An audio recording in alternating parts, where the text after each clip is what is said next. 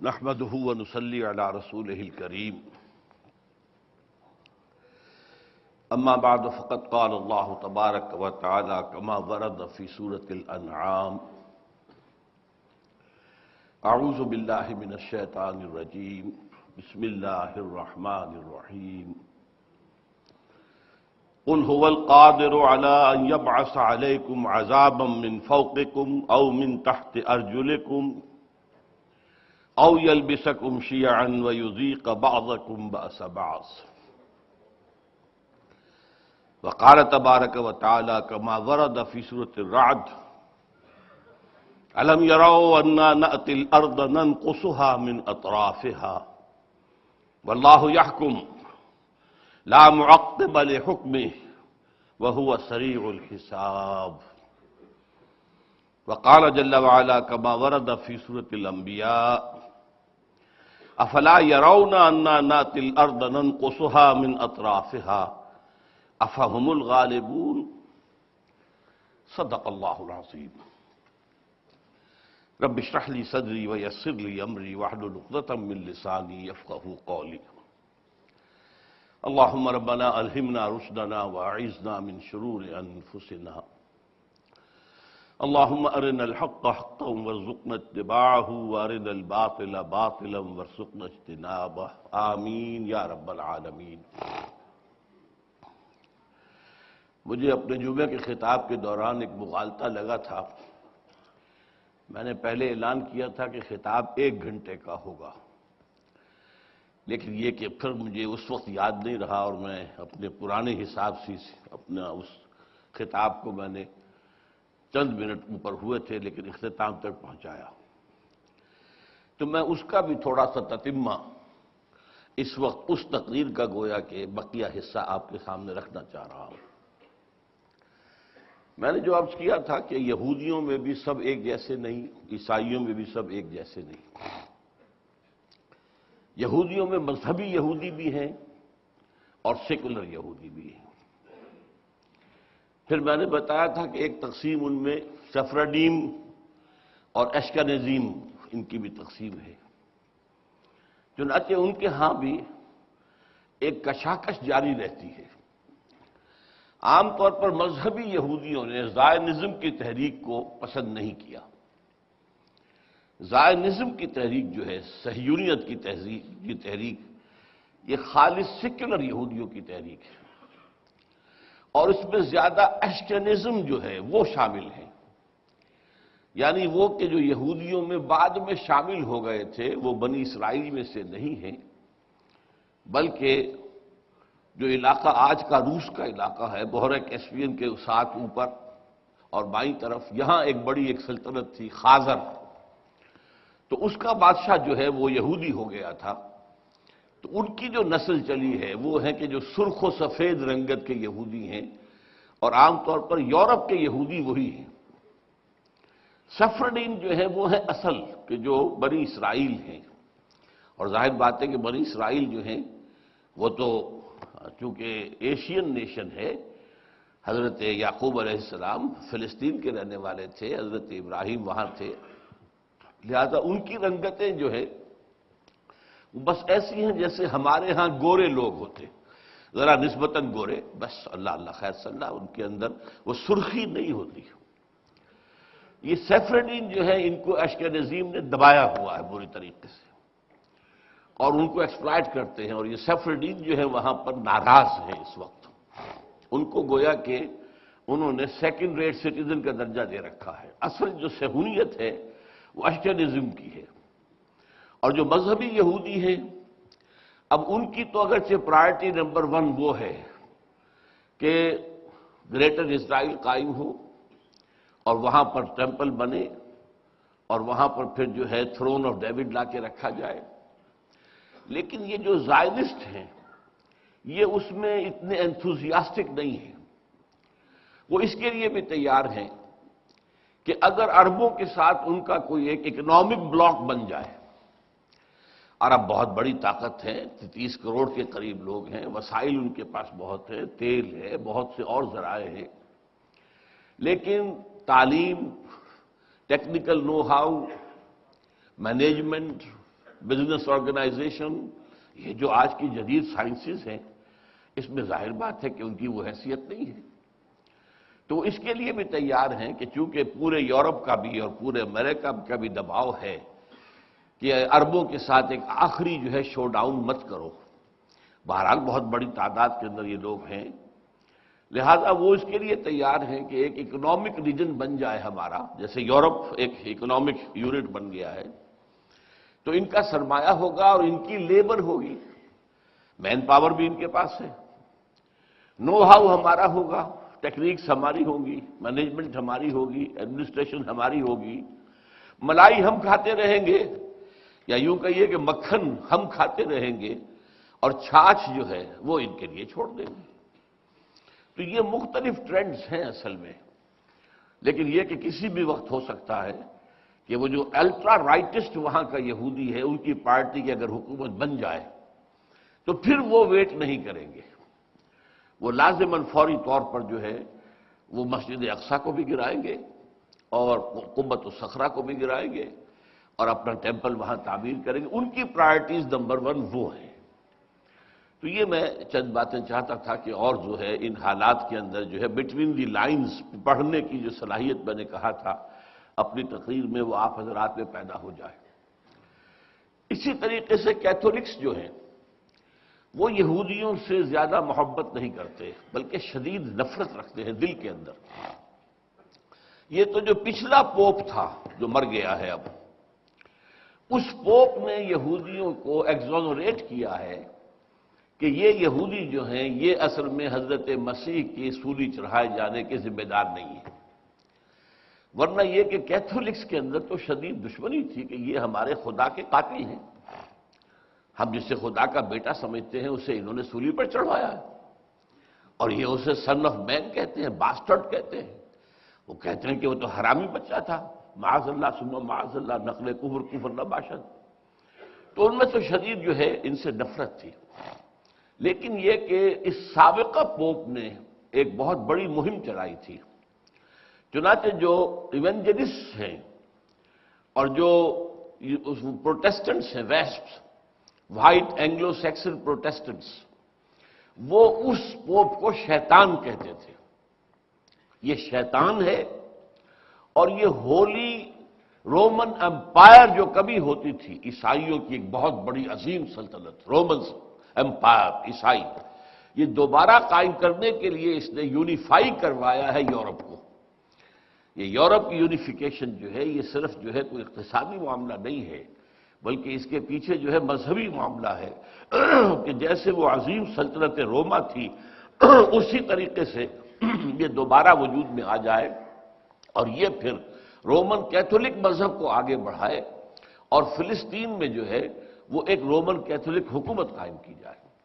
چنانچہ باقاعدہ ایک ٹرمپٹ، فلاڈیلفیا ٹرمپٹ، ایک رسالہ نکلتا ہے ان کا، جو ایونجلسٹ ہیں امریکہ کے، تو انہوں نے باقاعدہ ایک مضمون میں لکھا، اس سے پوپ کو کہا شیطان، اور یہ شیطان جو ہے یہ لاسٹ کروسیڈ کی تیاری کر رہا ہے، دی لاسٹ کروسیڈ، جو سب سے بڑا اور سب سے ہولناک ہوگا، صلیبی جنگوں کے اندر سب سے خوفناک جنگ جو ہونے والی ہے، یہ اس کی تیاری کر رہا ہے۔ تو یہ ہے اصل میں عیسائیوں میں اور یہودیوں میں۔ پھر تیسری بات اور بھی ہے، ظاہر بات ہے کہ امریکہ کی جو ٹوٹل بالادستی دنیا پر ہے اس وقت، وہ یورپ کو تو پسند نہیں ہے۔ عام طور پر یورپی اور امریکی ایک دوسرے سے نفرت کرتے ہیں۔ امریکی یہ سمجھتے ہیں کہ یورپی جو ہیں یہ گنوار ہیں، پرانے ہیں، کنزرویٹو ہیں، دقیانوسی لوگ ہیں، اور یہ یورپین یہ سمجھتے ہیں کہ یہ مادر پدر آزاد ہے، نہ ان کی کوئی تہذیب ہے، نہ ان کا جو ہے کوئی اصول ہے۔ تو اس حوالے سے ان کے درمیان بھی اندر دشمنی ہے، خاص طور پر فرانس اور امریکہ کے مابین۔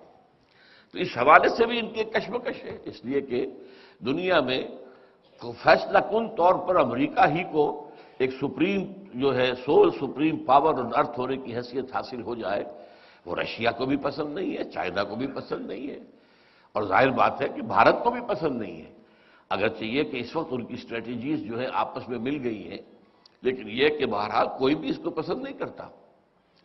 تو جیسے بھائیوں کے اندر بھی ایک مسابقت اور مقابلہ چلتا رہتا ہے بھائیوں کے درمیان، حقیقی بھائیوں کے مابین بھی ہوتا ہے، تو ایسے ہی ان کے اندر بھی یہ دراڑیں موجود ہیں، اور یورپ جو ہے ابھر رہا ہے ایک چیلنج کی حیثیت سے امریکہ کے لیے۔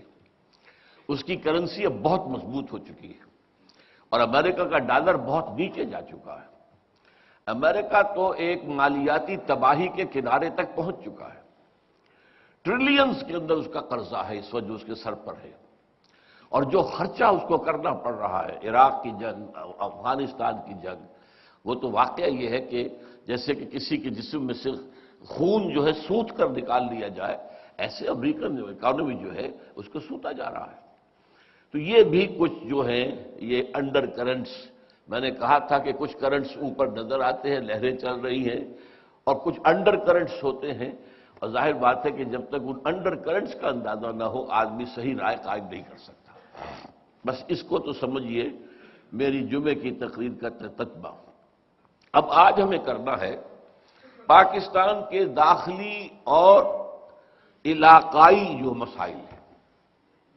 اب اس کے ضمن میں اپنا ذہن بنا ہی رہا تھا کچھ کہ کیا بات کروں، کہاں سے شروع کروں، کیا صغرا ہو کیا کبرا ہو، کہ وہ رات جو ہے وہ ایٹمک دھماکہ ہو گیا، اتنا بڑا واقعہ ہو گیا، اچانک جو ہے ایمرجنسی آ گئی، عدلیہ ختم، اور ذرائع ابلاغ کی جو ہے پابند، اور ایک بڑا جو ہے ایک انقلاب آ گیا ہے اس ملک کے اندر۔ اب اس سے صورتحال جو ہے بہت بدل گئی ہے، ایک دم بہت بدل گئی ہے۔ میں نے اس سے پہلے 4.25 سال پہلے اسی جگہ پر 29 فروری 2004 کو تقریر کی تھی، اس کا یہ میرے پاس اب بھی موجود ہے نوٹس، اور اس کا اشتہار جو دیا تھا اس میں لکھا تھا اخبار میں بہت بولڈ، کیا پاکستان کے خاتمے کی الٹی گنتی شروع ہو چکی ہے؟ کیا پاکستان کے خاتمے کی الٹی گنتی شروع ہو چکی ہے؟ اور میرا جواب تھا اٹس اے بگ یس، ہاں پاکستان کے خاتمے کی الٹی گنتی شروع ہو چکی ہے۔ یہ ہے 4.25 سال پرانی بات۔ اس وقت جو میرا صغرا کبرا تھا وہ بنیادی طور پر 2 باتوں پر تھا۔ ایک یہ کہ پاکستان اپنا ریشنیلے کھو چکا ہے۔ وائی پاکستان، جس مقصد کے لیے اسے بنایا گیا تھا، یہ کسی نسلیت کی بنیاد پر نہیں بنا تھا، کسی لسانیت کی بنیاد پر نہیں بنا تھا، کسی وطنی قومیت کی بنیاد پر نہیں بنا تھا، یہ تو بنا تھا اسلام کے نام پر، اور ایک انتہائی سمجھیے کہ خونی بلڈی جو ڈویژن تھی، دی گریٹ ڈیوائڈ، ایک بڑی کتاب لکھی گئی تھی دی گریٹ ڈیوائڈ، تاریخ انسانی کی عظیم تقسیموں میں سے وہ تقسیم تھی۔ لاکھوں انسان مارے گئے تھے، کروڑوں انسانوں کی تبادلہ آبادی ہوا تھا، ادھر سے ادھر ادھر سے ادھر۔ تو یہ کس لیے تھا؟ اسلام کے لیے۔ اب ظاہر بات ہے کہ جب یہ ایک آئیڈیالوجیکل اسٹیٹ تھی، اور یہاں وہ آئیڈیالوجی جو ہے نہ پروموٹ کی گئی نہ نافذ کی گئی، تو it has lost its raison d'être.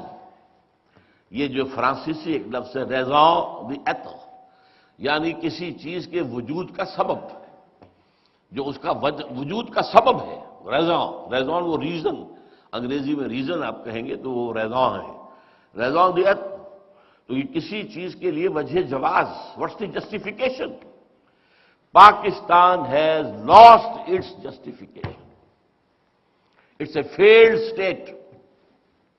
یہ بات جو ہے ثابت ہو چکی ہے کئی سال پہلے کی، بلکہ میں نوٹ کر کے بھی لایا ہوں ایک شخص کا، ایک بہت بڑا صحافی رابرٹ کیلان، اس نے 20 ستمبر 2000 کو مضمون لکھا تھا پاکستان از اے فیلڈ اسٹیٹ، اور بہت جلد اس کے اندر خانہ جنگی شروع ہوگی اور انارکی پیدا ہوگی، اور پھر یہ ملک ختم ہو کر افغانستان میں مدغم ہو جائے گا۔ یہ رابرٹ کیلان کا مضمون ہے کہ جو چھپا تھا جنگ کے اندر بھی، تو اس حوالے سے میں نے اس کا صرف آپ کو یاد دہانی کرائی ہے۔ تو پہلی بات تو یہ کہ پاکستان کا جو ریشنیلے ہے، ریزون دی ایتھل ہے، وہ ختم ہو چکا۔ اور دوسرا مذہبی اعتبار سے یہ کہ ہم نے اللہ سے جو بدعہدی کی، وعدہ خلافی کی، اس کی زبردست سزا ہمارے اوپر مسلط ہو چکی ہے۔ اس کی ایک سزا ہے معنوی سزا، وہ فزیکل نہیں ہے، معنوی ہے۔ وہ کیا ہے؟ نفاق ہمارے دلوں کے اندر پلا دیا گیا ہے۔ دنیا کی منافق ترین قوم ہے مسلمانوں نے پاکستان، منافق ترین قوم، اس لیے کہ اللہ کا قاعدہ ہے، اللہ نے بیان کیا ہے قرآن میں، جب کوئی قوم اللہ سے کوئی عہد کرتی ہے، اے اللہ اگر ہمیں یہ دے دے گا تو ہم پھر تیرے بڑے نیک بندے بن جائیں گے اور یہ کر دیں گے اور وہ کر دیں گے، اللہ وہ وعدہ پورا کر دیتا ہے تو اس کے بعد وہ وعدہ خلافی کرتی ہے قوم، تو اس کی سزا کیا ہے؟ فَعَاقَبَ فِي قُلُوبِهِمْ نِفَاقًا، ان کے دلوں میں اللہ تعالی نفاق پیدا کر دیتا ہے دنیا کے اندر، یہ معنوی سزا ہے۔ اس نفاق کی وجہ سے باہمی منافقت ہو گئی، نفاق ہو گیا، اب وہ قوم نہیں رہی، قومیتیں ہو گئی۔ وہ قوم اب کہاں ہے؟ وہ جو قوم ایک تھی، ایک جھنڈے تلے، مسلم لیگ تلے، وہ قوم اب کہاں ہے؟ ڈھونڈ اب اس کو چراغ رخ زیبا لے کر، اس کا تو کوئی وجود ہی نہیں ہے۔ قومیتوں میں تحلیل ہو چکی ہے، عصبیتوں میں تقسیم ہو چکی ہے، علاقائیت بھی ہے، نسلیت بھی ہے، لسانیت بھی ہے، اور مذہبی تفرقے بھی ہیں، وہ تو پارا پارا ہو چکی ہے۔ اس اعتبار سے نفاق باہمی، یہ نفاق کی ایک شکل ہے۔ نفاق کا دوسرا نتیجہ ہوتا ہے کردار کا دیوالا نکل جانا، جو حدیث میں آیا ہے، دو حدیثیں ہیں، منافق کی نشانیاں تین ہیں، جس میں تینوں ہیں پکا منافق ہے، اور جس میں ایک ہے تو اسی درجے میں منافق ہے۔ جب بولے جھوٹ بولے، جب وعدہ کرے خلاف ورزی کرے، جب امین بنایا جائے تو غبن کرے، خیانت کرے۔ اب یہ یارڈ سٹک لے کر اپنے معاشرے کو آپ ناپ لیجئے، from which ever angle you like, جدھر سے چاہیں اس کا جو سیکشن ہے کاٹ لیجئے اپنی قوم کا، معلوم ہوگا کہ جو جتنا بڑا ہے اتنا ہی بڑا جھوٹا، جو جتنا بڑا ہے اتنا ہی بڑا وعدہ خلاف، جو جتنا بڑا ہے اتنا ہی بڑا غبن کرنے والا۔ بلینز کے غبن ہوتے ہیں۔ اب تو کہا جا رہا ہے 90 کھرب روپیہ جو ہے وہ بے نظیر لے گئی، اللہ جانے، اب ہم تو یہی سن ہی سکتے اور تو کچھ نہیں کہہ سکتے۔ اس 90 میں سے 1 کھرب اس نے استعمال کیا ہے اپنے اس جو بھی اس نے اپنا کروایا ہے استقبال، کہہ رہے لوگ اللہ جانے واللہ عالم۔ بہرحال سرے ملک جو اس کا محل ہے اس کا انکار وہ نہیں کر سکتی، چاہے پرٹیکولرلی اس کے نام پر نہ ہو، ہے تو صحیح۔ اور سوئٹزرلینڈ کی عدالتیں جو ہیں وہ تو اب بھی اس کا پیچھا کر رہی ہیں، وہ اپنے ان فیصلے کو لے کے کھڑی ہوئی ہے۔ اب ہمارا مدعی بیٹھ جائے تو اور بات ہے، حکومت جو ہے وہ خود بیٹھ جائے جو مدعی تھا، تو ظاہر بات ہے کہ پھر اس کے بعد تو کوئی سوال پیدا نہیں ہوتا مقدمے کے چلنے کا، لیکن وہ عدالت تو کھڑی ہے اب بھی۔ تو بہرحال دوسرا جو ہے وہ نفاق باہمی کے بعد یہ جو انسانی اخلاقیات کا جنازہ نکلا ہے اس ملک سے، واقعتاً وہ بھی اسی نفاق کا نتیجہ ہے۔ اور تیسرے یہ کہ سب سے بڑا منافقت کی علامت ہمارا دستور ہے، کہنے کو سارا اسلام اس میں لکھا ہوا ہے، حقیقت میں زیرو ہے۔ تمام اسلامک پروویژنز ان ایفیکٹو ہیں، کوئی ان کی مؤثر ہونے کی شکل نہیں ہے، لکھا ہوا ہے۔ صرف ایک قرارداد مقاصد پر بھی اگر ایک جملے کا اضافہ ہو جائے کہ یہ article it will take precedence over the whole of the constitution, یہ کافی ہے، پورے دستور کو اسلامی بنانے کے لیے کافی ہے، لیکن نہیں، ایک آرٹیکل ہے جیسے اور بے شمار آرٹیکلز ہیں، یہ دوسرے آرٹیکلز کے اوپر کوئی حکمران نہیں ہے۔ اور آپ کے جسٹس نسیم حسن شاہ صاحب نے یہ فیصلہ دیا تھا چیف جسٹس کی حیثیت سے۔ تو اسی طریقے سے کوئی قانون سازی کتاب و سنت کے منافی نہیں کی جائے گی، اس کو بھی اٹیچ کر دیا گیا کاؤنسل آف اسلامک آئیڈیالوجی سے، وہ رپورٹیں دیتی رہے گی، دیتی رہے گی، دیتی رہے گی، دیتی رہے گی، رپورٹوں کے انبار لگ گئے، الماریاں بھر گئی، کوئی ایک رپورٹ بھی آج تک پارلیمنٹ میں پیش نہیں ہوئی، کسی ایک رپورٹ کی بنیاد پر بھی کوئی قانون سازی نہیں ہوئی۔ اور ہمارا وہ جو ایک ڈکٹیٹر آیا تھا اسلام کے نام پر، ضیاء الحق، اس نے فیڈرل شریعت کوڈ بنائی تو اس کو 2 ہتھکڑیاں پہنا دی، 2 بیڑیاں ڈال دی، دستور پاکستان تمہارے دائرے سے خارج، جوڈیشل پروسیجرل لاز تمہارے دائرے سے خارج، مسلم فیملی لاز تمہارے دائرے سے خارج، اور یہ کہ جو فسکل لاز ہیں مالیاتی وہ بھی 10 سال تک خارج۔ رہ کیا گیا؟ فریب، جھوٹ، دھوکہ دینے کے لیے دنیا کو فیڈرل شریعت کورٹ، اور روپے کروڑوں خرچ ہو رہے، تنخواہیں ہیں، سب کچھ ہے، یہ سب exercise in utility, in futility. اس اعتبار سے یہ دو پہلو ہیں جو میں گنتا رہا ہوں۔ اب تیسرا پھر عذاب اللہ کی طرف سے ایک آیا تھا جو فزیکل عذاب ہے، وہ سن 71 میں آ گیا تھا، ملک دو لخت ہوا، بدترین شکست ہوئی، اور میں ہمیشہ سے کہتا چلا آ رہا ہوں، یہ اچھی طرح نوٹ کر لیجئے کہ جس طریقے سے بنی اسرائیل پر جو تباہی آئی تھی نبوکدنضر کے ہاتھوں، تو اس سے پہلے جو ہے بہت سے اللہ کے نبی جو ہیں انہیں اس کی جو ہے وہ وارن کرتے رہے تھے۔ ان میں سے میں کچھ نام بھی نوٹ کر کے لایا تھا، یسعیاہ، یرمیاہ، حزقیل۔ وہ کہتے تھے کہ لوگوں، اے بنی اسرائیل، درخت کی جڑ پر کلہاڑا رکھا جا چکا ہے، ہوش میں آ جاؤ، توبہ کرو، باز آ جاؤ۔ لیکن کسی کے کان پہ جوں تک نہیں رینگی۔ وہی کام میں کر رہا ہوں، 10-15 سال سے کر رہا ہوں، ہوش میں آؤ، تباہی اور بربادی تمہارے جو ہے دروازے پر کھڑی ہوئی ہے، برباد ہو جاؤ گے۔ یہ محل تو تم نے بنا لیے ہیں ڈیفنس آف سوسائٹی کے، ان میں رہنا تمہیں نصیب ہوگا یا کوئی اور آ کر رہے گا؟ جیسا قرآن مجید میں آیا ہے، وَسَكَنْتُمْ فِي مَسَاكِنِ الَّذِينَ ظَلَمُوا، جب قوم کو برباد کر دی جاتی ہے تو کوئی اور آ کر پھر ان کے گھروں کے اندر جو ہے ڈیرا ڈالتا رہتا ہے، ان محلوں کے اندر جو ہے رونق افروز ہوتا ہے۔ تو یہ سو ہوتا ہے، ایک قوم خلاص ہو گئی، ثمود ختم ہو گئی، اس نے محل بنائے ہوئے تھے تو کوئی اور ہی آگے اس میں آباد ہوئے نا پھر۔ تو یہی ہوگا، دیکھنا ان بستیوں کو تم کے ویراں ہو گئی، اور درخت کی جڑ پر کڑھاڑا رکھا جا چکا ہے۔ یہ میں کہہ رہا ہوں، 15 سال سے کہہ رہا ہوں، لیکن یہ ہے کہ مجال نہیں، نہ عوام کے کان پہ کوئی جوں رینگی ہے، سوائے اس کے کہ آپ حضرات آ جاتے ہیں، بڑا کرم کرتے ہیں، میری باتیں سن لیتے ہیں، کڑوی کسیلی باتیں بھی سن لیتے ہیں، لیکن کوئی حلقہ ہمارے ہاں کا مؤثر، کوئی دینی جماعت، کوئی دینی تنظیم کچھ سوچنے کو تیار نہیں، کوئی لمحہ فکریہ اس کے لیے نہیں۔ یہ ہیں وہ 3 باتیں جس کی بنا پر آج سے 3.25 سال پہلے میں یہ کہہ چکا ہوں کہ پاکستان کے خاتمے کی الٹی گنتی شروع ہو چکی ہے۔ اب آج جو کچھ میں کہہ رہا ہوں آپ سے، وہ یہ ہے کہ آج محسوس ہوتا ہے کہ وہ گھڑی بالکل سر پر آ گئی ہے، تباہی عین ہمارے دروازے پر آ کر دستک دے رہی ہے، ایک آتش فشاں ہے جس پر کہ اس وقت ملک بیٹھا ہوا ہے۔ یہ پھٹے گا تو کیا ہوگا اس کا آپ اندازہ نہیں کر سکتے۔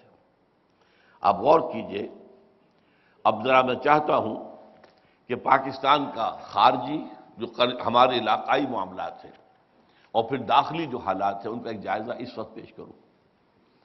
سب سے پہلے یہ کہ ہماری سب سے لمبی سرحد بھارت کے ساتھ ہے۔ بھارت پیدائشی دشمن، ہندو نے پاکستان کو دل سے ہرگز ہرگز ہرگز تسلیم نہیں کیا۔ ہر ہندو کے دل میں ناسور ہے پاکستان۔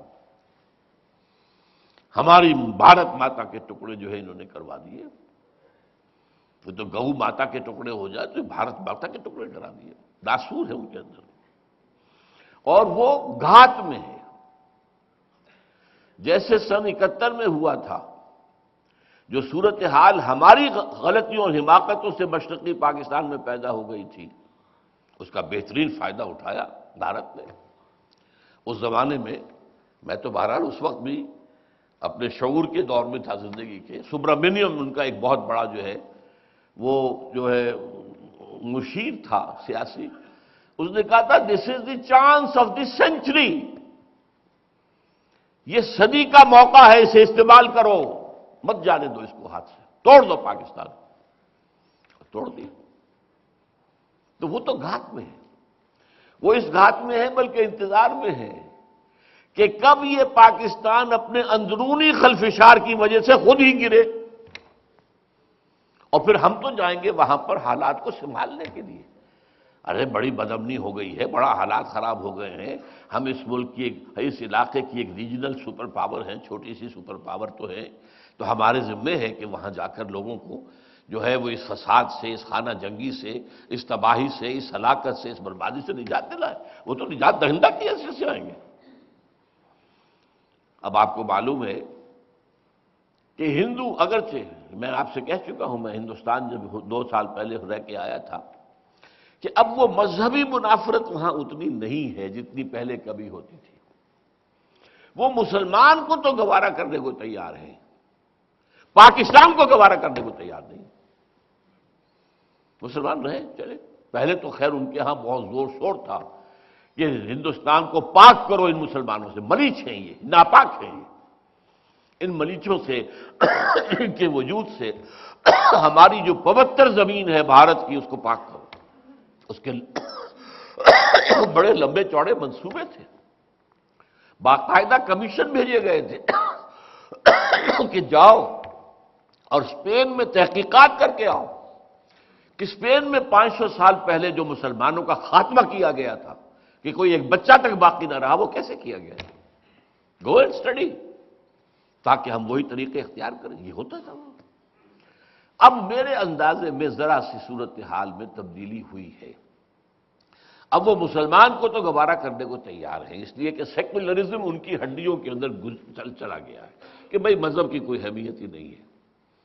اصل اہمیت ہے سیاست کی، معیشت کی، پیسے کی، ہماری معاشی زندگی ٹھیک ہو، ہمارے کارخانے ہوں، ہماری پروڈکشن ہو، ہماری تعلیم ہو، ہمارا یہ ہو، ہمارا صحت کا معاملہ ہو۔ اصل چیزیں تو یہ ہے۔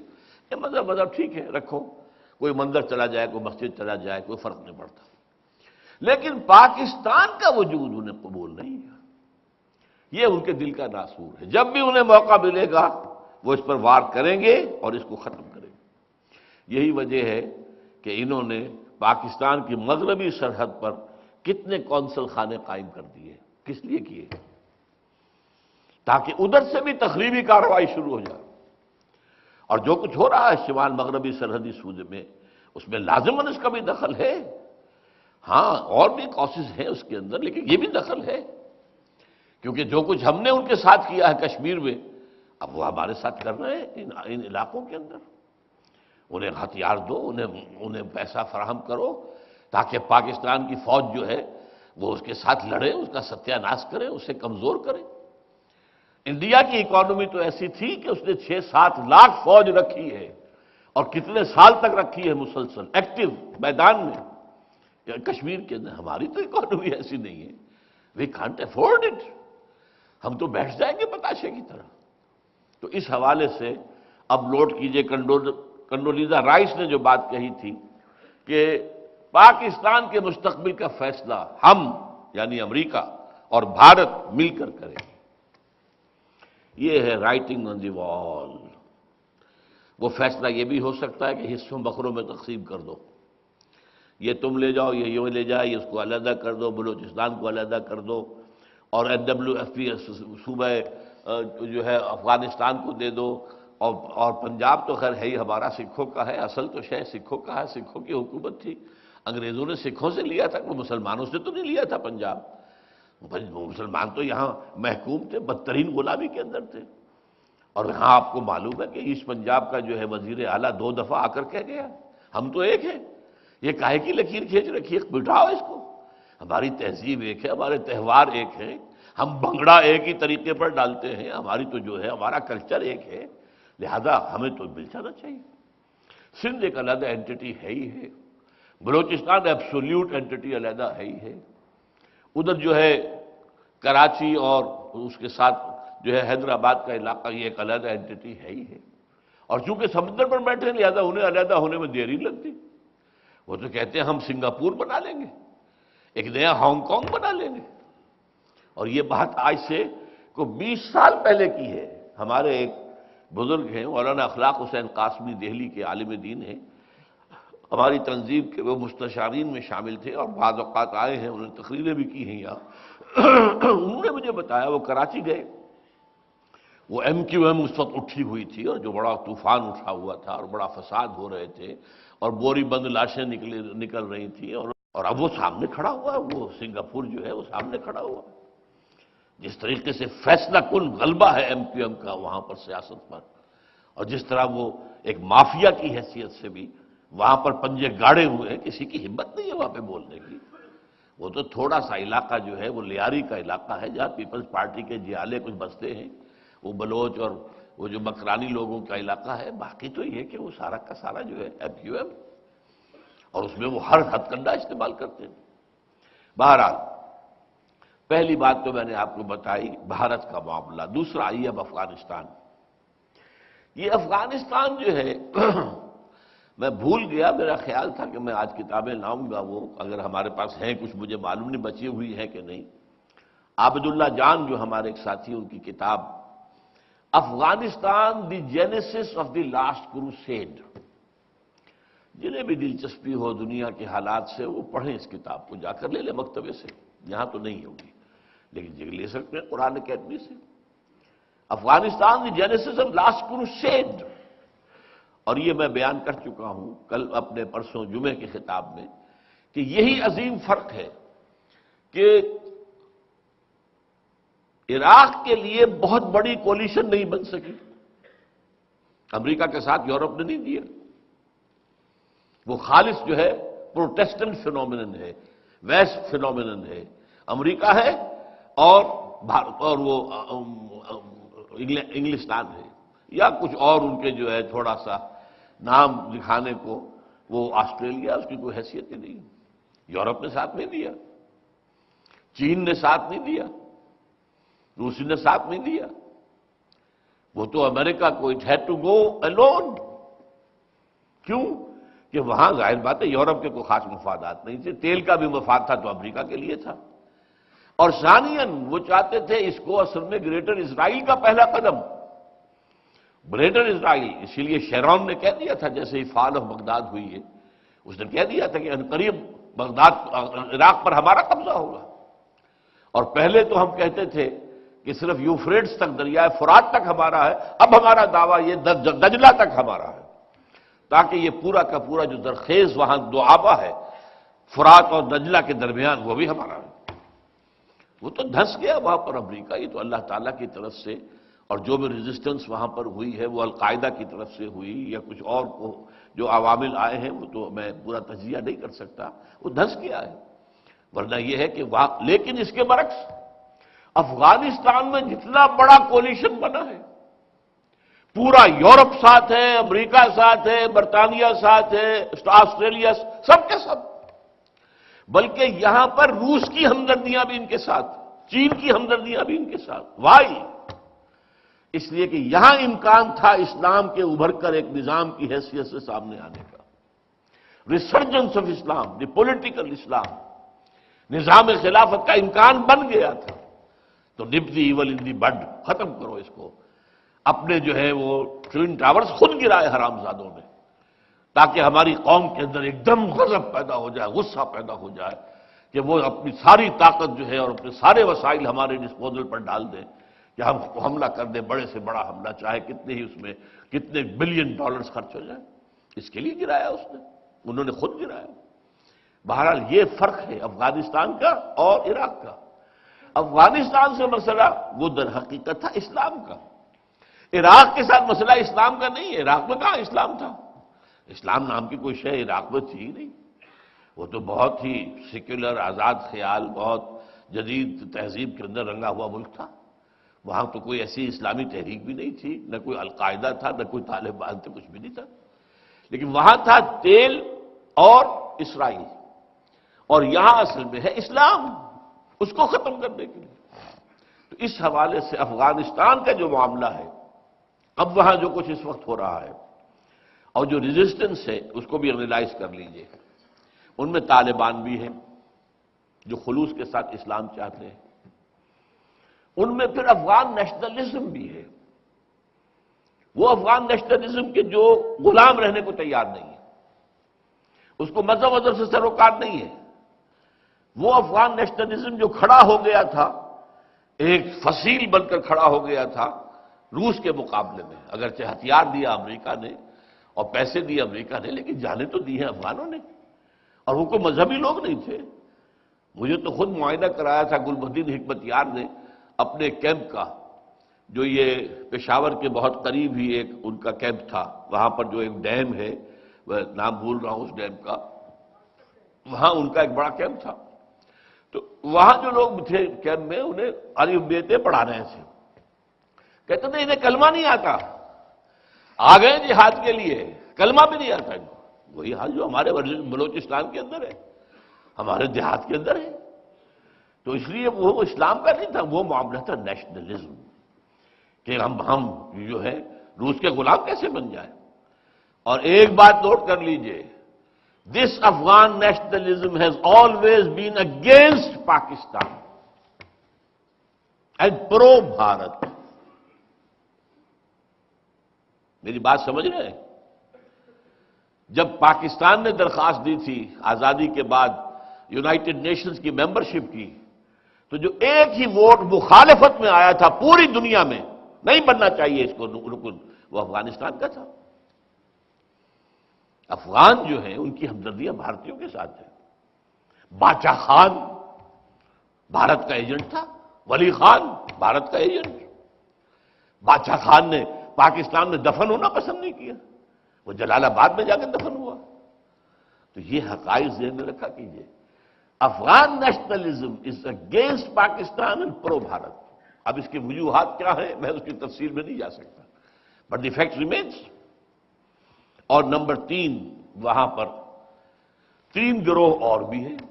ایک وار لارڈز ہیں، کیونکہ ان کے علاقے بنے ہوئے ہیں تو ظاہر بات ہے کہ وہ نہیں چاہتے کہ مرکزی حکومت مضبوط ہو جائے۔ کرزئی کی حکومت مضبوط ہو جائے گی تو ان کا حصہ جو ہے، ان کا دائرہ اختیار ظاہر بات ہے کم ہو جائے گا، وہ کنٹرول میں آ جائیں گے، ان کی پالیسیز جو ہیں اس کے اوپر کنٹرول کیا جائے گا۔ اسی طریقے سے وہاں پر آپ کو معلوم ہے ہیروئن کے اسمگلر سے ان کی آمدنی کا بہت بڑا ذریعہ ہے، کسی طریقے سے بھی کسی کاسٹ پر بھی چھوڑنے کو تیار نہیں۔ پھر کرمنلز ہیں، کرمنلز۔ ابھی تو مجھے یہ بتایا ہے کچھ جاننے والے لوگوں نے کہ سوات میں جو لوگ آ کر اس وقت پاکستانی فوج سے لڑ رہے ہیں ان میں کرمنلز ہیں شامل، جرائم پیشہ لوگ بھی شامل ہیں۔ وہ میں بعد میں عرض کروں گا، وہ یہ کرمنلز جو ہیں افغانستان سے یہ آتے ہیں اور انہوں نے اس کو اپنا ذریعہ بنایا معاش کا۔ اسی میں وہ ہتھیار کا معاملہ لین دین کرتے ہیں، کاروبار کرتے ہیں، اسمگلنگ کرتے ہیں، اور اسی کے اندر سارا جو ہے، اور چونکہ ان کا یہ پورا علاقہ جو ہے پاکستان کی کوئی تو ریٹ ہے ہی نہیں، نہ پاکستان کی طرف سے کوئی وہاں پر ایکسپورٹ امپورٹ کوئی ٹیکسیز ہے، کچھ بھی نہیں ہے، کھلا بارڈر ہے، آؤ ادھر سے ادھر جاؤ، ادھر سے ادھر لے آؤ، گاڑیاں آتی ہیں وہاں پر ان کے اوپر جو ہے کوئی ٹیکس نہیں ہے۔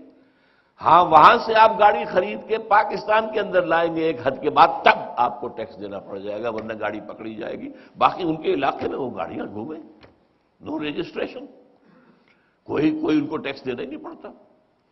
تو اس حوالے سے افغانستان میں یہ جو ہے طالبان چاہتے ہیں کہ اسلام آئے، اور وہ پرو پاکستان بھی ہیں۔ طالبان یہ نوٹ کر لیجئے، وہ پرو پاکستان ہے، انہیں یہ اندازہ ہے کہ پاکستان نے ان کی مدد کی ہے، پاکستان ان کا دوسرا گھر بن گیا تھا، سیکنڈ ہوم پاکستان طالبان کے لیے، جیسے کھلا ہوا تھا پاکستان، جہاں چاہیں آئیں جائیں، چندے جمع کریں کچھ کریں۔ تو طالبان کے اندر تو پاکستان دے آر پرو پاکستان، لیکن جو اصل افغان نیشنلزم ہے وہ تو اینٹی پاکستان ہے، پرو بھارت۔ اور پھر وہ 3 میں نے گنوا دیے آپ کو کہ ان کے اندر وار لارڈز بھی بیٹھے ہوئے، ان کی اپنی چھوٹی چھوٹی حکومتیں ہیں، وہ کائے کو چھوڑیں گے ان کو۔ پھر وہاں پر جو ہے منشیات فروش ہیں، ہیروئن کے کاروبار کرنے والے، پھر اور دوسرے کرمنلز ہیں۔ یہ جو طوفان افغانستان میں اس وقت ہے، جس کو پھر میں کہہ رہا ہوں، it's the genesis of the last crusade, آخری جو مارکا ہونا ہے عیسائیت اور اسلام کا، اس کا میدان یہ بننا ہے۔ اسی لیے اس معاملے میں چین بھی ان کے ساتھ ہے، چین کو خطرہ ہے، سنکیانگ کا صوبہ ساتھ لگتا ہے، اور آج سے کوئی 50 سال پہلے 5 کروڑ کی آبادی تھی اس کی، تو آج کتنی ہوگی اندازہ کر لیجئے آپ، مسلمان ہیں، اور وہاں پر بھی تحریک ہے، اسلامی تحریک ہے، اور یہاں سے طالبان کے علاقے سے اور پاکستان کے علاقے سے لوگ وہاں جاتے ہیں، جا کر وہاں پہ انہیں تعلیم دیتے ہیں، اور وہاں سے لوگ اگر یہاں پر آ کر تربیت حاصل کرتے ہیں۔ تو تو چائنا بھی اس اعتبار سے شدید افغانستان کے خلاف ہے، اور پاکستان کے بھی اس اعتبار سے خلاف ہے۔ رشیا ہے، اس کا چیچنیا کا معاملہ ہے۔ تو چاہے چین اور روس جو ہیں وہ امریکہ کے مد مقابل ہیں، لیکن اس معاملے میں ان کے ساتھ ہیں۔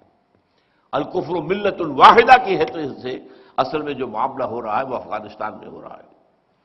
اب ظاہر بات ہے کہ وہ جو طوفان وہاں پر ہے تلاتم، وہ تلاتم کے تھپیڑے جو ہیں پاکستان میں اب جو آئے ہیں، یہ جو شمالی اور جنوبی وزیرستان میں ہے ان کی نوعیت قدرے مختلف ہے۔ وہ کچھ طالبان جمع وہ جو مجاہدین اور تھے، ازبکستان کے مجاہدین تھے، یہ تھے وہ یہاں پر پناہ گزین ہیں، یہاں انہوں نے شادیاں کی ہیں، یہاں ان کے بچے ہیں، یہاں وہ رہتے ہیں، اس سوسائٹی کے اندر وہ پوری طریقے سے انٹیگریٹ ہو چکے ہیں، جذب ہو چکے ہیں۔ اور پٹھانوں کی بہرحال ایک غیرت ہے، ان کے اندر ایک حمیت ہے، وہ اپنے مہمانوں کا جو ہے وہ ایک ساتھ دیتے ہیں۔ تو یہ تو ایک بہت، اسی لیے جو ہے جنوبی اور شمالی وزیرستان کا معاملہ حل ہونے میں آ ہی نہیں رہا ہے۔ لیکن جو اوپر کا علاقہ ہے سوات کا، it's an absolutely different entity.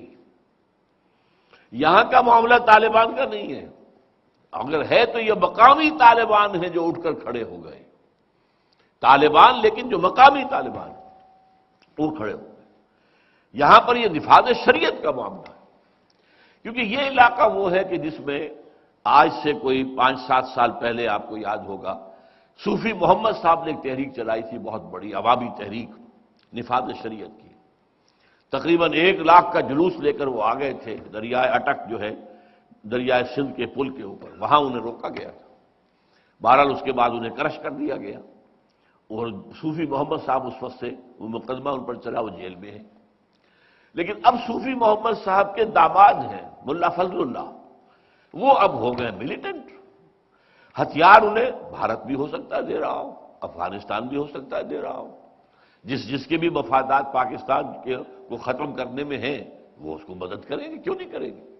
لہذا وہاں کا معاملہ جو ہے بہت مختلف ہے، وہ تو سیٹلڈ ایریا ہے، سویلائزڈ ایریا ہے۔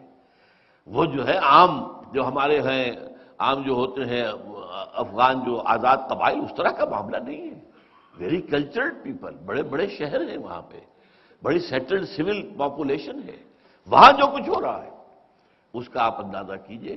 اور یہاں میں آپ کو ذرا بتا دینا چاہتا ہوں، ایک بہت بڑے مصری ادیب اور مصنف اور مورخ علامہ شکیب ارسلہ، انہوں نے اپنی ایک کتاب میں ایک بات کہی ہے جو مولانا سید ابو الحسن علی ندوی، مولانا علی میاں رحمۃ اللہ علیہ نے اپنی کتاب میں نقل کی ہے، وہاں سے میں نے پڑھی کہ ایک خاص علاقہ ہے دنیا میں، یہ آپ کو معلوم ہے وہ سطح مرتفع پامیر جس کو کہتے ہیں، جس کو دنیا کی چھت کہتے ہیں، اس چھت سے پہاڑوں کے سلسلے نکلتے ہیں۔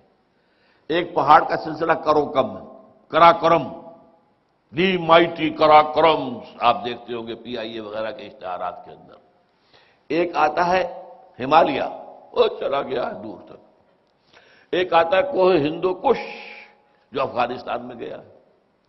اب یہ ہمالیہ یوں آ رہا ہے from north towards south east یوں، اور کوہ ہندو کش آ رہا ہے from north toward south waste.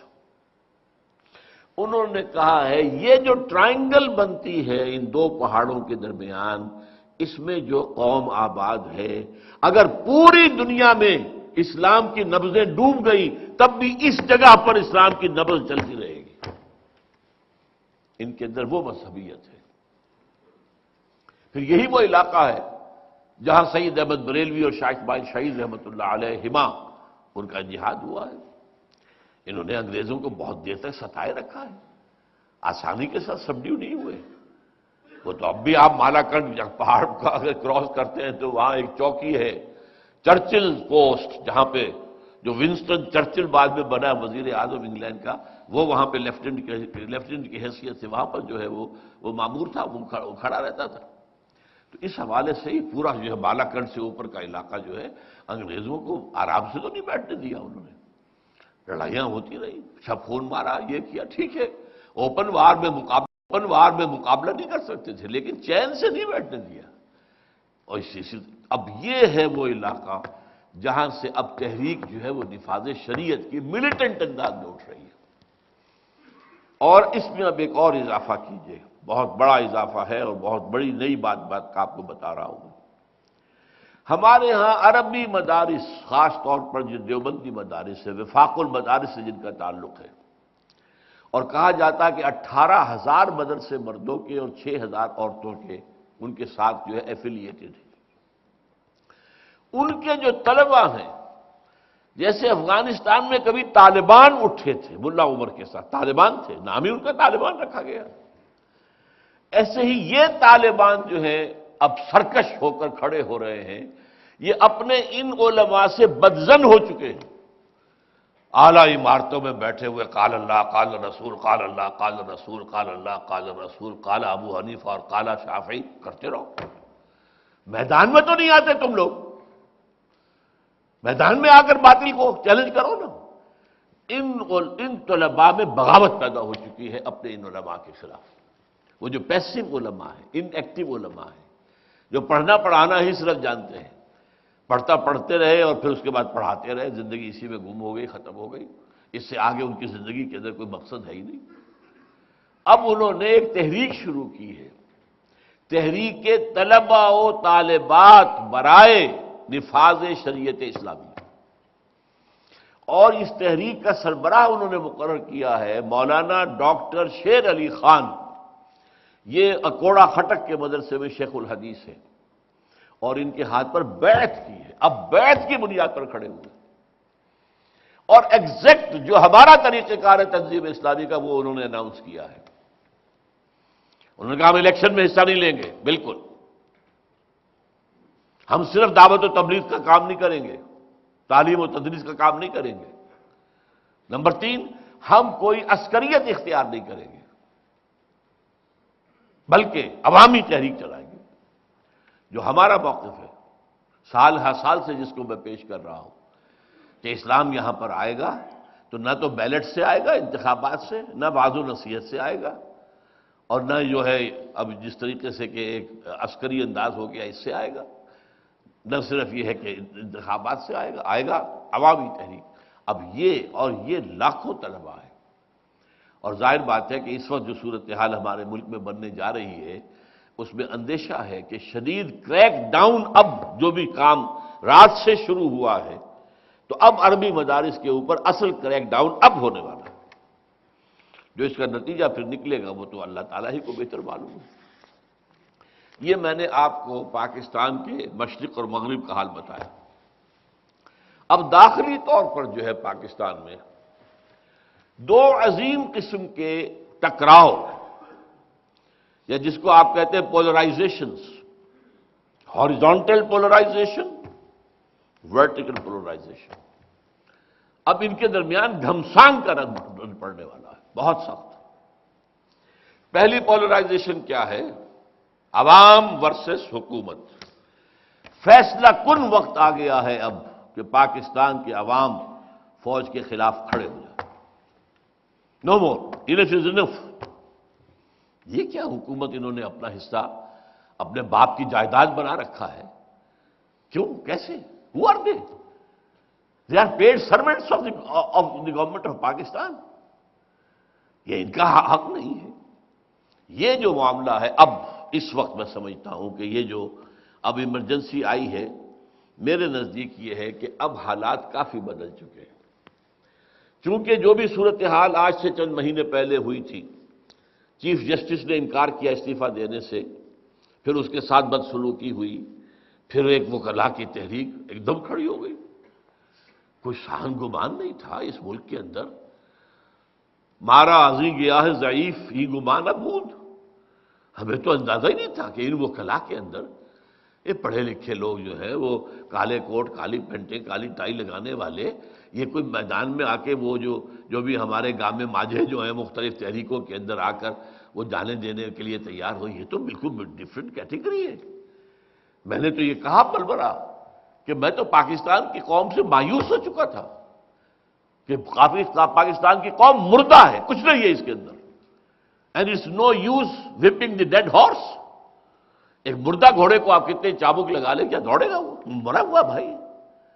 لیکن مجھے امید ہوئی اس وکلا کی تحریک، میں نے برملا کہا کہ نہیں جان ہے، کوئی ہم سے ہی کمی ہوئی ہے کہ ہم نے ان لوگوں کو صحیح طور سے جو ہے اپروچ نہیں کیا ہے، ورنہ کھڑے ہو گئے، کس طریقے سے کھڑے ہوئے، 26 گھنٹے کی ڈرائیونگ ہو رہی ہے، ایک آدمی اور ایک چیف جسٹس بیٹھا ہوا ہے، اور لوگ دوڑ رہے ہیں، دھوپ کے اندر کھڑے ہیں، گھنٹے گھنٹوں کھڑے ہیں، انتظار کر رہے ہیں۔ تو بہرحال اب صورتحال وہ نہیں ہے، اور ہو سکتا ہے کہ وکلا کی تحریک جو ہے اگر اب وہ دوبارہ ہمت کر لے، اس میں ظاہر بات ہے کچھ جان کے خطرے تو ہوں گے، کچھ جانیں دینی پڑیں گی، اب معاملہ جو ہے وہ اس طرح کا نہیں ہوگا۔ اس وقت تو ظاہر بات ہے کہ کھلی چھوٹ دے رکھی تھی حکومت نے کہ ٹھیک ہے نکال لو جلوس وغیرہ، اب تو ظاہر بات ہے کہ آپ کو ایمرجنسی کے قوانین توڑنے پڑیں گے میدان میں آنے کے لیے، لیکن یہ کہ مجھے اندازہ ہے کہ یہ تحریک چل سکتی ہے اب، اور اگر یہ تحریک چلی تو اس کے ساتھ ظاہر بات ہے نواز شریف تو ہے ہی ہے، اس نے تو اپنے کریڈینشلز جو ہیں بنا لیے ہیں، پرو جمہوریت اپنا موقف جو ہے اور اینٹی مارشل لا موقف جو ہے اس نے پورا پختہ کر لیا ہے ہر اعتبار سے، اس کے لیے کریڈیبلٹی اس اعتبار سے بن چکی ہے۔ بے نظیر کو بھی لامحالہ اب آنا پڑے گا، اب ڈیل نہیں چلے گی، کہاں تک اس کے لوگ کہاں تک برداشت کریں گے؟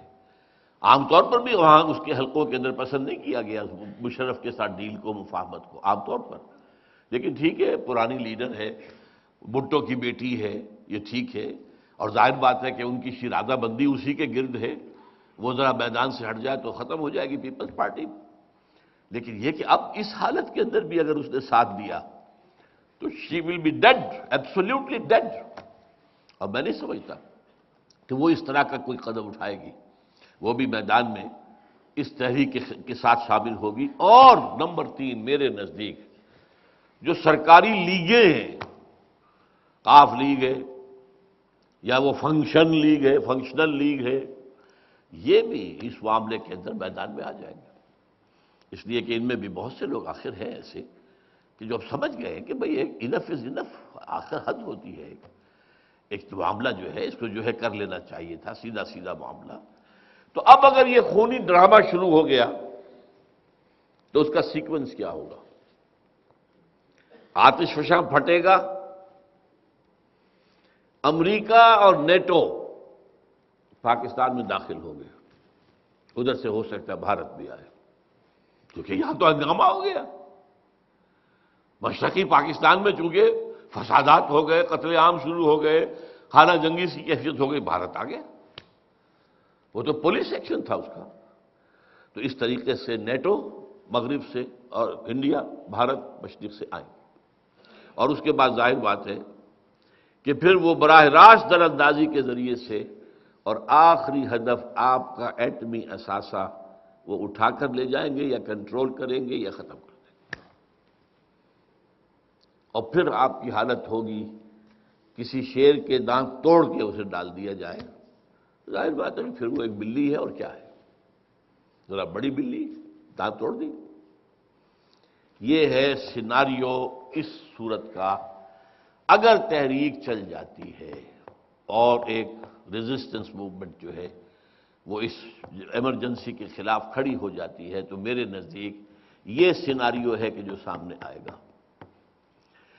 اور اگر perchance, hoping against hope, if some sane sense prevails، اگر کچھ لوگ اب بھی مشرف صاحب کو سمجھا سکیں اور ان نتائج سے اسے آگاہ کر سکیں کہ یہ نتائج انتہائی خوفناک ہے، تم نے جوا کھیلا ہے، بہت بڑا جوا کھیلا ہے، تو اس کے لیے سیدھا راستہ ہے اب بھی، اللہ کرے کہ وہ جو کہتا ہے میرے لیے سب سے پہلے پاکستان، اگر وہ واقعی اس کے اندر مخلص ہے تو نمبر 1 صدارت سینٹ کے چیئرمین کے حوالے کر کے دونوں عہدے چھوڑ کر باہر چلا جائے،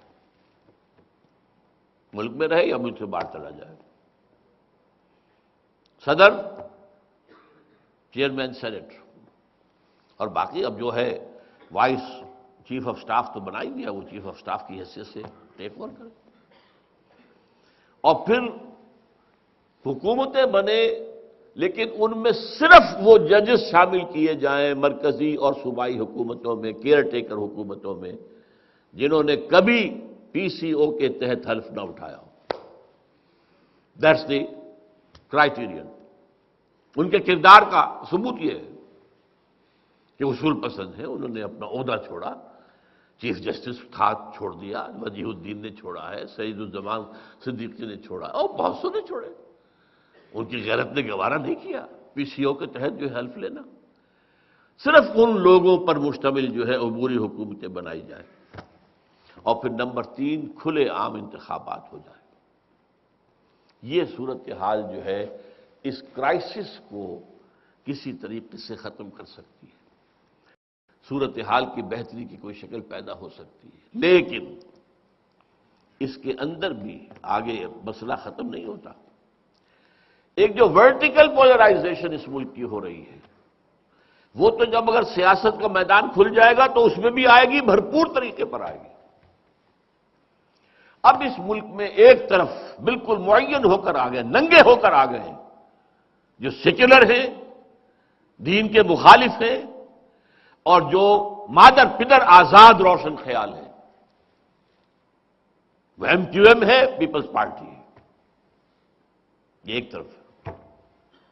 اور دوسری طرف ظاہر بات ہے کہ جملہ لیگیں جو ہیں، ظاہر بات ہے لیگیں چاہے وہ اسلامی نہ ان کا مزاج نہ ہو، لیکن یہ کہ وہ اس مسلم لیگ کی وہ وراثت کچھ نہ کچھ تو ہے نا، اسلام کے نام پر جس نے ملک چلایا تھا، تو یہ نام کے مسلمان تو ہیں، اور یہ اس طریقے سے جو ہے شریعت کی وہ توہین اور تذلیل کہ یہ جو شرعی سزائیں ہیں یہ تو وحشیانہ ہیں، وہ ساری بات ہے کہ یہ لوگ تو یہ لیگیں جو ہیں، چاہے وہ نواز لیگ ہو، چاہے قاف لیگ ہو، چاہے فنکشن لیگ ہو، جماعت اسلامی ہو، ایم ایم اے ہو، مدارس کے طلبہ ہوں، جیسا کہ میں نے کہا ہے، they will be on the other side.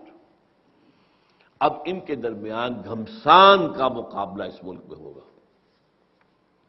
اس مقابلے کی حالت کے اندر ظاہر بات ہے کہ پھر دما دم مرس قلندر والا معاملہ جو ہے ہو سکتا ہے، خانہ جنگی بھی ہو سکتی ہے، کیونکہ اب یہ انتہائیں بالکل کلیئر کٹ ہو کر کرسٹلائز ہو کر آ چکی ہیں سامنے۔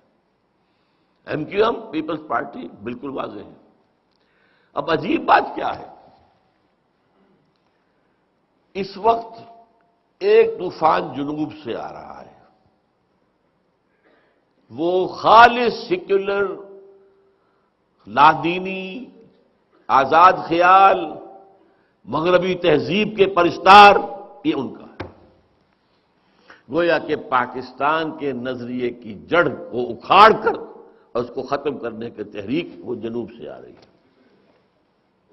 شمال سے تحریک آ رہی ہے پاکستان کے نظریے کے اس بات کے لیے، اسلام کے نظام کو قائم کرنے کے لیے، شریعت کے احکام کی تنفیذ کے لیے، یہ شمال سے آ رہی ہے۔ یہ جو صورتحال ہے، تو میں نے جو آج آیتیں پڑھی تھی وہ ذرا آپ کو میں یاد دلا دینا چاہتا ہوں کہ میں نے سورہ انعام کی ایک آیت پڑھی تھی، قل، اے نبی ان سے کہہ دیجئے، هو القادر، اللہ اس پر قادر ہے، ان یبعث علیکم عذابا من فوقکم، کہ تم پر کوئی عذاب مسلط کر دے تمہارے اوپر سے۔ اگر یہاں سیکولر فورسز نہیں تو اوپر سے جو عذاب آئے گا وہ ظاہر بات ہے سواتیوں کا آئے گا، وہ طالبان کی طرف سے ان کے ہاتھوں سے آئے گا، وہ اس کو ختم کریں گے۔ من فوقکم او من تحت ارجلکم، یا تمہارے قدموں کے نیچے سے آئے گا۔ وہ سیلاب جو ایم کیو ایم اور پیپلز پارٹی کا ہے وہ نیچے سے آئے گا، وہ جنوب سے آئے گا۔ او یلبسکم شیعا، اب یہ ہے پولرائزیشن جس کا میں نے کہا ہے، یا تمہیں گروہوں میں تقسیم کر دے گا، وَيُذِيقَ بَعْضَكُمْ بَأْسَ بَعْضٍ، اور تمہیں ایک دوسرے کی قوت کا مزہ چکھائے گا، بجائے اس کے کہ اللہ آسمان سے نازل کرے یا زمین سے کوئی عذاب نکالے، لڑو آپس میں، مارو ایک دوسرے کو، گردنیں کاٹو، ایک دوسرے کی عزتوں پر ہاتھ ڈالو، ختم کرو، یہ ہوگا۔ او یلبسکم شیعا وَيُذِيقَ بَعْضَكُمْ بَأْسَ بَعْضٍ۔ اور دو آیتیں جو ہیں یہ اسی حوالے سے کہ ایک وہاں سے طوفان آ رہا ہے، ایک ادھر سے آ رہا ہے۔ الم یروا انا ناتی الارض ننقصها من اطرافها، یہ ایک عجیب نقشہ ہے، دیکھیے سمجھ لیجیے ان آیات کو. اور یہ دو آیتیں ہیں جو میں نے سنائی ہیں، یہ سورہ رعد کی ہے اور پھر سورہ انبیاء کی ہے. افلا یرون انا ناتی الارض ننقصها من اطرافها. یہ نقشہ کھینچا گیا ہے کہ مکہ ایک شہر تھا اور مکے میں شرک کا گڑھ، کفر کا گڑھ، بت پرستی کا مرکز. اب وہاں سے مسلمان چلے گئے، مدینے چلے گئے. وہاں سے حضور نے اب جو اقدامات شروع کیے، چھاپہ مار دستے بھیجنے شروع کیے، تو مکے کی جو لائف لائن تھی اسے تھریٹن کر دیا، اس کی جو معاشی زندگی تھی. قافلوں کے اوپر اب حملہ، اور قافلہ ہی تو ان کا ذریعہ تھا معاش کا.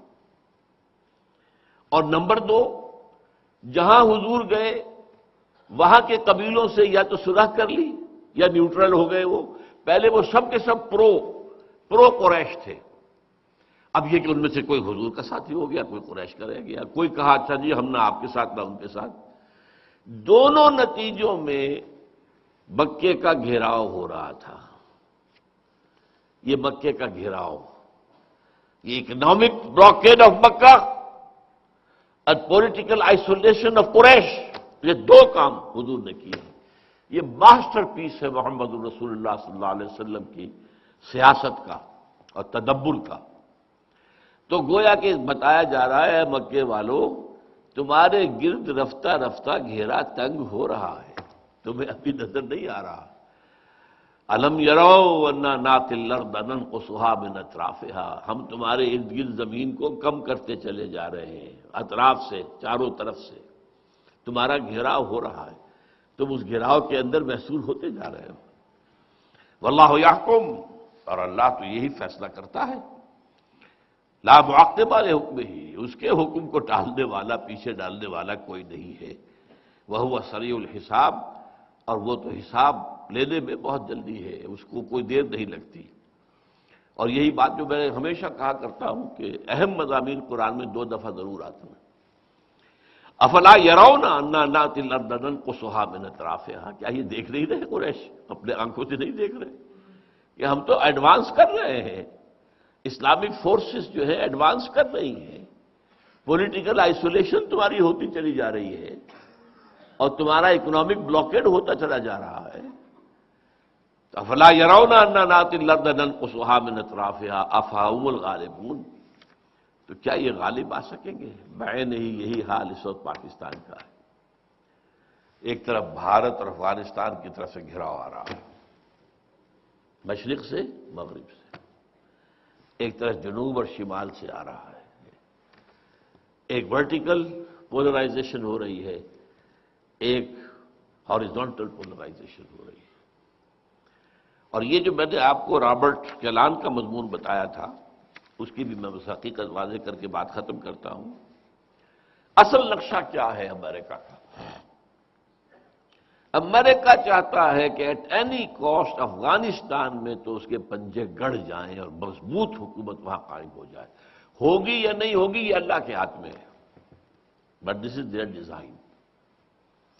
اور پاکستان کو بھی جوڑ دیا جائے، اسی کے تابع کر دیا جائے، اور یہ جو ہے اس طریقے سے اس پورے علاقے کے اوپر ہمارا ایک تسلط قائم ہو جائے، اور پاکستان کا جو بھی ایک چین کے ساتھ راستہ بنتا ہے وہ بھی ختم ہو جائے، چین کے جو ہے گھیراؤ کا عمل بھی مکمل ہو جائے. اور اس طریقے سے وہ اپنے نقشوں میں بتا رہے ہیں. اس رابرٹ کیلان نے کہا تھا کہ افغانستان اور پاکستان ایک وحدت بن جائیں گے، ایک وحدت انڈر امریکہ، انڈر نیٹو. یہ ایک وحدت، یہ ان کا خیال ہے. اللہ کیا کرے گا وہ تو اللہ جانتا ہے. ان کا خیال تو عراق میں بھی بہت کچھ تھا، وہاں ان کے خیال تو پورے نہیں ہو سکے. وہاں سے جو ہے وہ تو نکلنا مشکل ہوا، نکلنا چاہ رہے ہیں، ہر طرح سے کوشش کر رہے ہیں کہ کسی طرح نکل جائے. اور آپ کو معلوم ہے وہ شیرون خواب دیکھ رہا تھا کہ عراق کے اوپر ہماری حکومت ہوگی قریب. وہاں پہ یہ ہوا کہ انہیں تو لبنان کے ہاتھوں بھی، حزب اللہ کے ہاتھوں جو ہے انہیں مار پڑ گئی، جو کہ بالکل انبلیویبل سی بات تھی. کوئی سوچ نہیں سکتا تھا کہ اسرائیل مار کھا جائے گا، انوینسیبل سمجھا جاتا تھا. تو حالات اللہ کیا کرے گا یہ اس کو معلوم ہے. کہ جو ان کے نقشے ہیں، تیری بربادیوں کے مشورے ہیں آسمانوں میں، یہ جو آسمان دنیا ہے جس کے اوپر بیٹھا ہوا ہے اس وقت امریکہ بہادر، ان کے اپنے نقشے ہیں۔ باقی یہ کہ اللہ کیا چاہتا ہے، ما شاء اللہ کان وما لم یشاء لم یکن، جو اللہ چاہے گا ہوگا اور جو اللہ تعالیٰ نہیں چاہتا وہ نہیں ہو سکتا۔ میں نے آج وہ بات نہیں کی ہے جو بار بار ہر دفعہ میں کرتا ہوں، جس کے بارے میں اب میں واقعہ یہ ہے کہ تھک گیا ہوں کہ کوئی سننے والا ہے نہیں، کہ خدا کے لیے کھڑے ہو جاؤ، خدا کے لیے توبہ کرو، اپنی انفرادی زندگیوں میں توبہ کرو، جو چیز شریعت کے خلاف ہے نکال کے پھینک دو، پھر جمع ہو، بنیان مرصوص بنو، بیعت کرو، طاقت بنو اور حزب اللہ کی شکل اختیار کرو۔ اسی میں تمہاری عافیت ہے، دنیا کی بھی اور آخرت کی بھی۔ اقول قولی ھذا واستغفر اللہ لی ولکم ولسائر المسلمین والمسلمات۔